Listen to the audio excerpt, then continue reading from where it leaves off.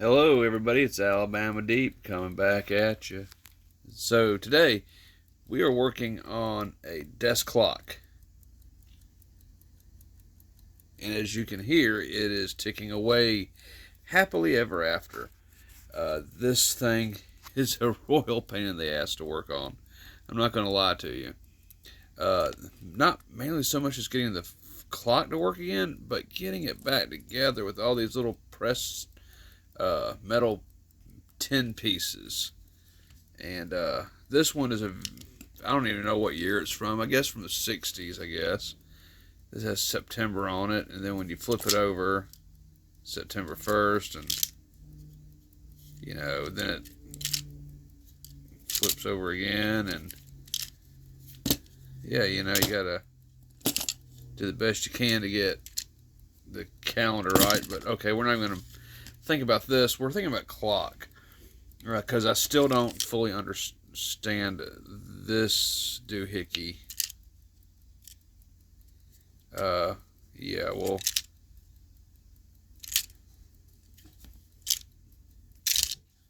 figure that out later. Anyway, so the clock is real easy to work on. This is a very big clock. It's kind of like a much larger version of a pocket watch plus a little extra. What I have learned about this particular clock is it's kind of like the pocket watches of old, and that is if you put them in lighter fluid, that they'll start working again. But I caution people on lighter fluid because that can actually rust out your movement. Okay. Now on this desk clock here, it's actually working now. And now, any reason a clock quits working is simply because of dust particles and dirt particles getting into the watch, gumming up the jewels and wheels and other parts of the watch, so it will not function properly. This is no different. This has quit working. Oh, yep, just kind of moved a little bit closer to 12. This has quit working years and years ago simply because of all the dust that has worked its way into this clock. So I did the most simple thing that I could possibly do. First, I went ahead and I aired out the movement the best I could with aerosol air, being mindful of the balance wheel. I didn't want to spray that too harshly because the hairspring on it is extremely delicate, as we all know. So, watching out for that, I literally just took a whole can of SuperTech lubricant and I sprayed this entire movement down after I removed as much dust as I possibly could from this movement without actually taking any of it apart. I did that for a reason. One is I am a watch person, I am not a clock person. There are differences in those. This has alarm functions built into it with different gears run off the same spring. You just got to be careful. And because I'm not familiar with this clock, I did not take it fully apart as far as the mechanics go. I opened it up enough to expose the movement. I sprayed it out with air. I wiped down as much as I possibly could. I went back and I sprayed it with that SuperTech lubricant, which is basically WD-40. WD-40 is a cleaner, not a lubricant. So it's kind of doing two jobs in the place of one.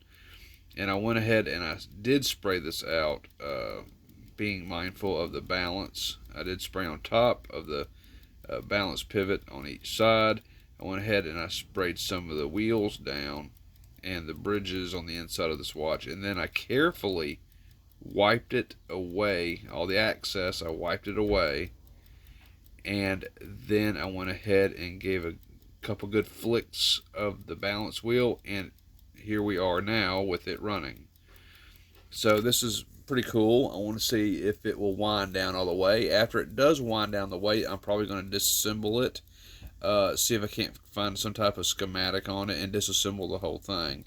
If I cannot, then I'll go ahead and clean a little bit more the best I can, reassemble, this desk clock, and I will be using it to tell time. You know, because I don't really have a whole lot of clocks in here. I have more wristwatches than I do anything else. But anyway, that's simply what I did on this. I think I may buy a couple more of these from the thrift store. Just see if it works on them. I can assume it probably would. But nonetheless,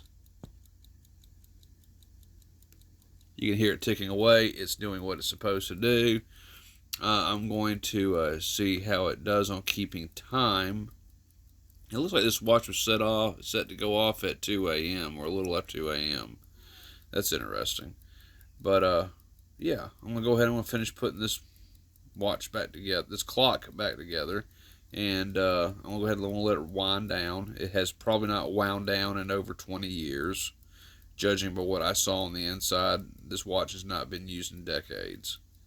But yeah, here it is running once again, and I'll go ahead and I'll finish the assembly on it, let it wind down. I'll try to do a little more research on it, and we'll try to do a more detailed servicing of it when I do find that schematic. Pretty nice clock though. It was $1. Can you believe that? Actual dollar.